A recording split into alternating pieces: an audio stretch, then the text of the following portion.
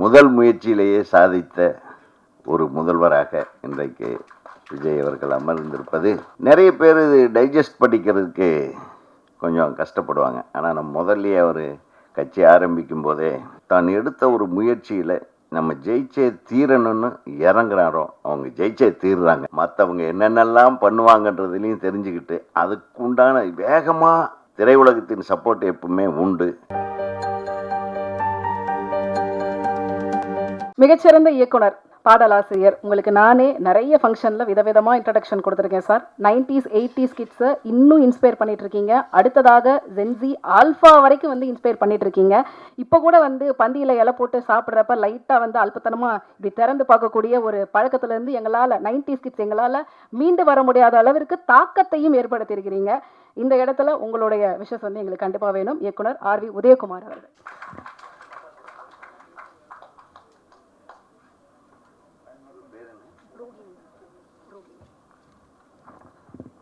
ரோகிணி சாப்பிடும்போது இலையை தூக்கி பார்க்குதான். கல்யாணம் ஆயிடுச்சா? அடுத்து ஏதாச்சும் இலை போட்டு சாப்பாடு போட்டாங்கன்னா நான் அங்கே இருப்பேன். கரெக்டா? நான் பெரிதும் நேசிக்கிற பத்திரிகை நண்பர்களே, அண்ணன்மார்களே, என்னோடு பயணிக்கும் பருவத்தம் தலையாட்டிகிட்டே இருக்கான். கேட்குறேன் பாருங்க. என்னதான்டா நான் பேச ஆரம்பிச்சுடனே வந்துட்டானா அப்படின்ற மாதிரியே நான் உன்னை பார்த்த உடனே வந்துட்டானான்னு நான் நம்ம அடிக்கடி இந்த மாதிரி சந்திக்கிறதுக்கு வாய்ப்பு வழங்கி கொண்டிருக்கும் இந்த விழாக்களுக்கு எனக்கு மனமார்ந்த நன்றி. மேடம் அசோக் அண்ணாமலை எங்கள் சங்கத்தோட இசி மெம்பர், ரொம்ப ஆக்டிவான டைரக்டர். எப்போ பார்த்தாலும் எப்படா டைரக்ட் பண்ண போகிறேன்னு கேட்டே இருப்பேன். திடீர்னு ஆடியோ ஃபங்க்ஷனுக்கு வரணுன்னு எனக்கு தெரியாமல் எப்படா படம் பண்ணேன்னு அப்புறம் தான் சொன்னார். அவருடைய நண்பர் ஒருத்தர் பண்ணியிருக்காரு, நான் கூட இருந்து கிரியேட்டிவ் டைரக்டராக பண்ணேன்னாரு. நிறைய க்ரியேட்டிவாக பண்ணியிருக்காங்க. உண்மையிலுமே ஒரு படத்தோட பாடலை பார்க்குற ஒரு முழு நிறைவு இந்த பாடலில் இருந்ததுன்றதில் எல்லளவும் சந்தேகமில்லை. இந்த பாடலை உருவாக்கிய அனைத்து தொழில்நுட்ப கலைஞர்களுக்கும் எனது மனமார்ந்த வாழ்த்துக்கள். குறிப்பாக இதில் என்னென்னா, ஒரு சவுண்ட் ரெக்கார்டிஸ்ட்டு மியூசிக் டைரக்டர் ஆகிறான். மியூசிக் டைரக்டர் பேரில் இருக்கிறவன் கேமரா ஆகிறான். ஒரே கன்ஃபியூஷனாக இருக்குது. இளையராஜா கேமராமேன் ஆகிட்டார். மியூசிக் டைரக்டராக ஆகிருக்கணும், மாறிடுச்சு. அதனால் அவன் இளையராஜா மாதிரியே பேசிட்டு உட்காந்துட்டான். டக்கு நான் என்ன பேசுறதுனே தெரியல அப்படின்ட்டு உட்காந்துட்டப்பல. உன்னுடைய வேலை பேசியிருக்கு, உன்னுடைய ஒளிப்பதிவு பேசியிருக்கு. பொதுவாகவே ஃபிலிம் இன்ஸ்டியூட்காரங்க ஜாஸ்தி பேச மாட்டாங்க. நாங்கள் இங்கே வந்து இண்டஸ்ட்ரியில் வந்த கடைசியில் தான் கொஞ்சம் ஜாஸ்தியாக பேச பழகிட்டோம். நம்ம தினேஷ் சொன்ன மாதிரி உனக்கு ஆடத்தான் தெரியும், ஆட வைக்கத்தான் தெரியும்னு நினச்சிட்டு இருந்தோம். அப்புறம் தான் பேசிது ஆளவும் தெரியும், ஆட வைக்கவும் தெரியும், பேசவும் தெரியும். என் கூட நீ ஒர்க் பண்ணது இல்லைல்ல? தப்பிச்ச மகனே. என்னுடைய படங்களில் அவர் வந்து பணிபுரியவில்லை என்றாலும் அவர் தொடக்க காலம் முதல் நான் மிகவும் நேசிக்கிற என் குடும்ப நண்பராக இருக்கிறார் என்பதை தெரிவித்துக் கொள்கிறேன். என்னுடைய வீட்டு எல்லா விழாக்களிலும் கலந்து கொள்ளும் இனிய நண்பர் அவர் சொன்னார். அவர் டான்ஸ் மாஸ்டரை வேலை செய்கிறத விட அந்த டான்ஸ் மாஸ்டர் யூனியனில் வேலை செய்கிற கொடுமை இருக்குது பாருங்க. அது வந்து பாவம் இரவு பகலா என் மகனே. இப்போ அது சரியாயிடும். ஆமாம், இப்போ நிறைய ஹீரோக்கள் அரசியலுக்கு போயிட்டதுனால அந்த இடம் காலியாக இருக்குது. அப்போ அந்த இடத்த எப்படின்னா இப்போ நிறைவு செய்கிறதுக்காக இப்போ நம்ம ரொம்ப பிஸியாக நம்ம எங்கள் சங்க பொருளாளர் அண்ணன் திரு பேரரசு அவர்கள் ஒரு 7-8 படம் நடிச்சிட்ருக்காரு. எப்போ ஃபோன் பண்ணாலும் ஷூட்டிங்கில் இருக்கேன், கொஞ்சம் நேரம் கழித்து கூப்பிடுங்க அப்படின்றாரு. ஆக அதை பார்த்த உடனே எனக்கு ஒரு வேகம் வந்துருச்சு. இப்போ வந்த உடனே என்னங்க நீங்கள் ஸ்மார்ட்டாக இருக்கிறீங்க அப்படின்னு என்ன கேட்டாங்க. இப்போ ஏதாச்சும் ஒரு பதில் சொல்லணுமில்ல. நடிக்க போகிறேன்ப்பா, வா ஒரு கொஞ்ச நாள் எனக்கு கொஞ்சம் ப்ராக்டிஸ் கொடுத்துரு. ஏன்னா என்னை விட மூத்தவங்க தான் இன்றைக்கி ஹீரோக்கெல்லாம் நடிச்சிட்டு இருக்கிறாங்க. கரெக்டா? கைத்தட்ட வேண்டாமா பத்திரிகையாளர்கள்? உங்களுக்கு தான் நான் சொல்கிறேன். என்னை விட மூத்தவர்கள் நிறைய பேர் ஹீரோக்கெல்லாம் நடிக்கிறாங்களா இல்லையா? அப்புறம் நான் ஏன் இப்போ ஹீரோவை நடிக்கக்கூடாதா? சொல்லுங்கள். இப்போ அடுத்த ஆல்பத்தை ஏங்க உங்கள் கூட சேர்ந்து நானும் ஆடுற ஆசைப்பட்றேன். பண்ண வேண்டியது தானே. All the best. முதல்ல ஒரு நல்ல படம் பண்ணுங்க. அந்த படத்தில் நம்ம மாஸ்டரை நல்லா யூஸ் பண்ணுங்க. ஒரு மிகச்சிறந்த மாஸ்டரு. நல்ல உங்களுடைய பாடி லாங்குவேஜுக்கு என்ன மூமெண்ட் வேணுமோ அதுதான் கொடுப்பார். அவள் ஆளை பார்த்த உடனே இந்த ஆள் இந்த மூமெண்ட்டுக்கு தாங்குவான் அப்படின்றத ஜட்ஜு பண்ணக்கூடிய ஒரு மாஸ்டர் தம்பி. ஏன்னா அவர் விஜய் எல்லாம் போனாருன்னா விஜய் இதுவரையில் என்ன பண்ணலையோ அதை பண்ணுவாப்புல. அதனால் இன்றைக்கி விஜயை ஆட வச்ச இவர் இப்போ விஜய் எல்லாத்தையும் ஆட வச்சிட்ருக்காரு. சட்டசபையில் எல்லாம் பரபரப்பாக இருக்காங்க இல்லையா? ஆக நமது பேரரசு அவர்கள் குறிப்பிட்டது போல் இன்றைக்கி தமிழ் திரையுலகமே இன்றைக்கி எல்லாம் டிவிக்கு முன்னாடி தான் காலையில் உட்காந்துருந்தாங்க. எத்தனை பேர் வாக்கு போடுவாங்க, தபேக்கா ஆட்சி நிற்குமா அப்படின்னு ஒரு மாபெரும் வெற்றியை அவர் மீண்டும் இந்த சபையில் நிரூபித்த நமது மாண்புமிகு முதல்வர், நம் கலை உலக சகோதரர் திரு விஜய் அவர்களுக்கு எனது இதயங்கனிந்த பாராட்டுகளை தெரிவித்துக் கொள்கிறேன். நிறைய ஹீரோக்கள் முயற்சி செய்தும் முடியாததை முதல் முயற்சியிலேயே சாதித்த ஒரு முதல்வராக இன்றைக்கு விஜய் அவர்கள் அமர்ந்திருப்பது மிகவும் சந்தோஷமாக இருக்குது. ஏன்னா புரட்சி தலைவர் அதுக்கப்புறம் அடித்த ஒரே அடி விஜய் தான். நிறைய பேர் இது டைஜஸ்ட் பண்ணிக்கிறதுக்கு கொஞ்சம் கஷ்டப்படுவாங்க. ஆனால் நம்ம முதல்லையே அவர் கட்சி ஆரம்பிக்கும் போதே இதே இடத்துல இதே மேடையில் நான் சொல்லியிருக்கேன், ஏன் வரக்கூடாது, வரட்டும், ஒரு மாற்று ஆட்சியை தரட்டும், அவர் வரக்கூடாதுன்னு சொல்கிறதுக்கு யாருமே இங்கே யாருக்குமே உரிமை கிடையாது. இது ஒரு சுதந்திர நாடு, யார் வேண்டுமானாலும் அரசியலுக்கு வரலாம் அப்படின்னு இதே மேடையில் நான் பேசினேன். ஒருத்தர் எந்த அளவுக்கு ரொம்ப ஸ்ட்ராங்காகவும் தான் எடுத்த ஒரு முயற்சியில் நம்ம ஜெயிச்சே தீரணும்னு இறங்குறாரோ அவங்க ஜெயிச்சே தீர்றாங்க. சினிமாவிலையும் சரி அரசியல்லையும் சரி. அந்த நம்மகிட்ட இருக்கிற ஸ்ட்ரென்த்து தான் முக்கியம். அந்த ஸ்ட்ரென்த் நமது முதல்வர் அவர்களுக்கு ஒவ்வொரு நாளும் அதிகமாகி கொண்டிருக்கிறது. ஜெயிக்கிறது மட்டுமல்ல, மற்றவங்க என்னென்னலாம் பண்ணுவாங்கன்றதுலையும் தெரிஞ்சுக்கிட்டு அதுக்குண்டான வேகமாக அதை புரிஞ்சிக்கக்கூடிய ஒரு பக்குவத்தை ஒவ்வொரு நாளும் அவர் அடைந்து கொண்டிருப்பார். நிச்சயமாக இன்னும் ஒரு 2 தலைமுறைக்கு அவர் இந்த ஆட்சியிலே இருப்பார் என்று நான் உறுதியாக கூறுகிறேன். உண்மையை சொல்கிறேன். ஏன்னா அந்த வயது இருக்கிறது, அந்த வேகம் இருக்கிறது, அற்புதமான விவேகம் இருக்கிறது. யாரும் எதிர்பார்க்காத ஒரு விஷயம் விஜய் அவர்களிடம் இருக்கிற விவேகம் அளப்பரியது. அந்த விவேகத்திற்கு இனி தோல்வியே இருக்காது என்பதுதான் எனது கருத்தாக நான் இங்கே பதிவு செய்ய ஆசைப்படுகிறேன். நான் திடீர்னு என்ன, நம்ம குடும்பத்திலேருந்து ஒருத்தர் வர்றாருன்னு நம்ம வாழ்த்திட்டு போவோம். என்ன சொல்கிறீங்க? நம்ம இல்லாமல் நாம் உங்களுக்கு யார்? கூடவே இருப்போம். பேரரசு, நீங்கள் பின்னாடி இருக்கிறீங்க, நாங்கள்லாம் முன்னாடியே நிற்போம். ஓகே. நான் பேரரசுகிட்ட சொன்னேன், நீங்களே முதல்ல போய் கட்சியில் சேர்ந்துருக்கலாமே. மிஸ் பண்ணிட்டார். இல்லை சார், நம்ம கலை உலகங்க, நம்ம கலை உலகத்திலேருந்து ஒருத்தர் முதல்வராக இருக்காருன்னு எவ்வளோ பெரிய விஷயம். நம்ம சப்போர்ட் பண்ணிகிட்டே இருக்கணும், அவ்வளோதான். என்னுடைய சப்போர்ட் எப்பவுமே உண்டு, நம்ம திரையுலகத்தின் சப்போர்ட் எப்பவுமே உண்டு. அப்படின்றத நான் இங்கே உறுதியாக சொல்கிறேன். அதில் என்ன இருக்குது?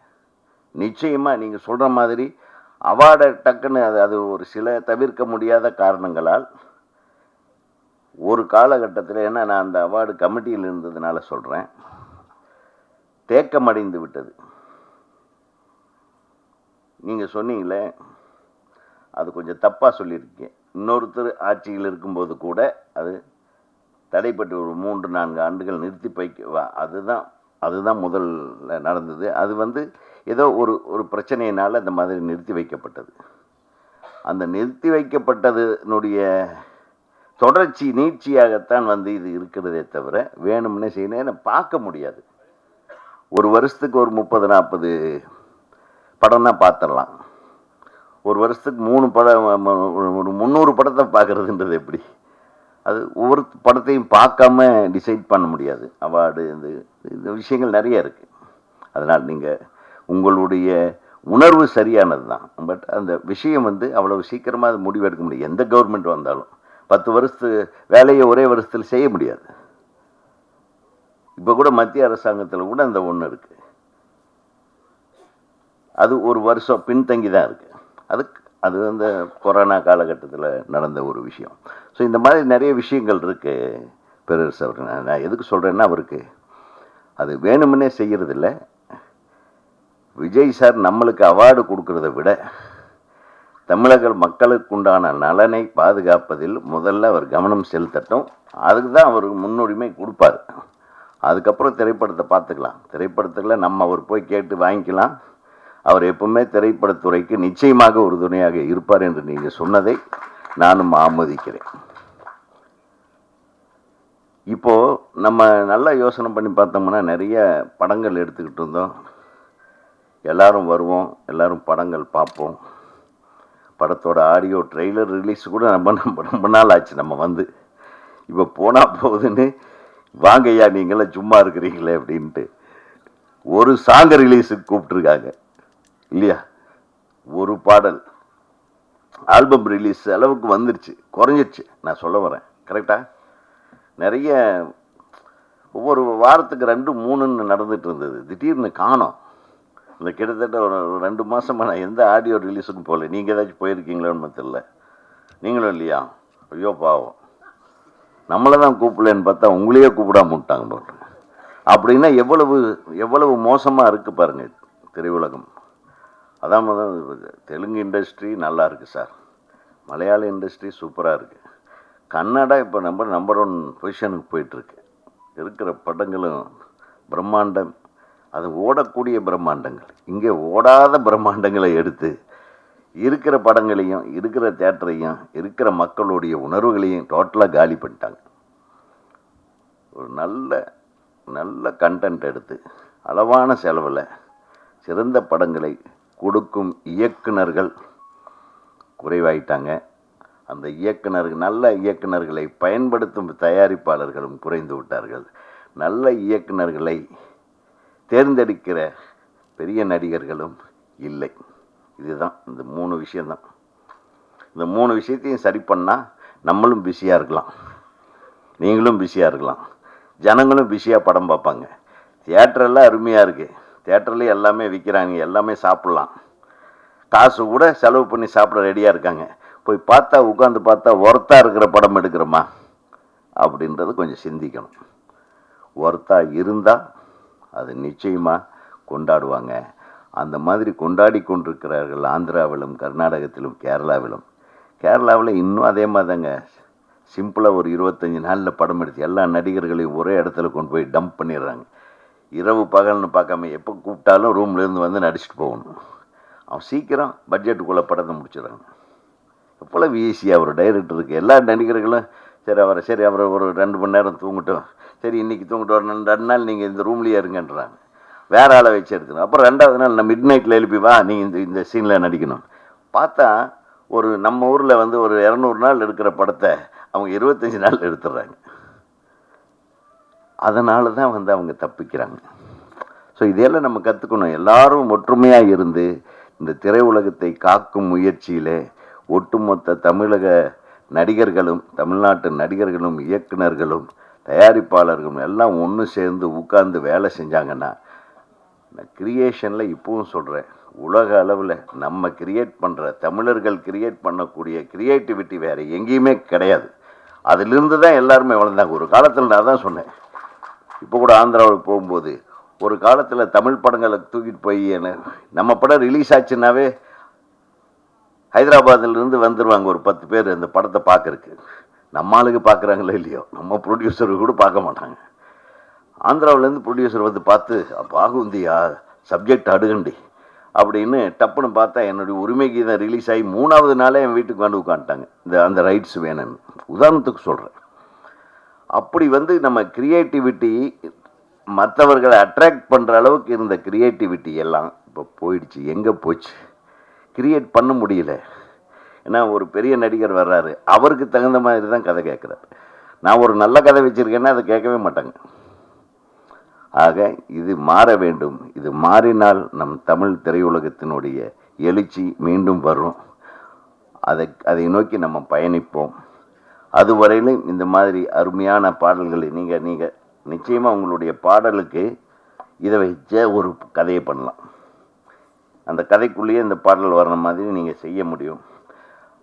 இந்த படத்தில் நடித்த நடிகை அவங்க பெண்ண பாடகி ஐக்கி, ரொம்ப நம்ம தஞ்சாவூர் பொண்ணு, ரொம்ப நல்லா பண்ணியிருக்காங்க. அழகாக இருக்குது. நீங்கள் பிரமாதமாக இருக்குது. ஹீரோ மாதிரியே இருக்கீங்க. அப்புறம் அசுவத் வந்து ஏற்கனவே எனக்கு சவுண்ட் ரெக்கார்டிஸ்ட்டாக வேலை செஞ்சவர் நம்ம கற்க கசடர படத்தில். ஸோ ஆல் தி பெஸ்ட் உங்களுக்கும் உங்களுடைய துணைவியாருக்கும். All the best. நல்ல பாடல் எழுதுறீங்க. எடிட்டரு நம்ம ஏற்கனவே பார்த்துருக்கோம். நம்ம ராமராஜன் சார் படம் ஆடியோ ரிலீஸில். வாழ்த்துக்கள். மாஸ்டருக்கு சொல்ல வேண்டியதில்லை. உங்களுக்கு என்னத்தை வாழ்த்து தேவைப்படுது, நீ தான் எங்களை வாழ்த்தணும். எனக்கு தயாராகிட்டு ஏதோ டெய்லி ஏதோ டைம் கிடைக்கிறப்ப வந்து ஸ்டெப்ஸுக்கு சொல்லி கொடுங்க. அதில் இவரை கூட யூஸ் பண்ணலாம், பக்கத்தில் ஒருத்தர் இருக்குது.